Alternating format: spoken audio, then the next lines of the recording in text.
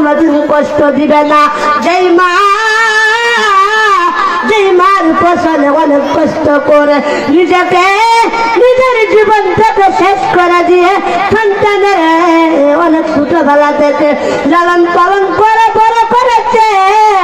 ও যুবক ভাই, বড় করে শুনে যাও, সেই মার যেই মার দোয়া যার সাথে আসে সে একদিন চেয়ারম্যান হবে, ওই মায়ের দোয়া যার সাথে আসে সে একদিন সরকার হবে। কথা কোন ঠিক কিনা? এ জীবনে না করিলেন বন্দেগী, গুনাহ করে কাটাইলাম জিন্দেগী।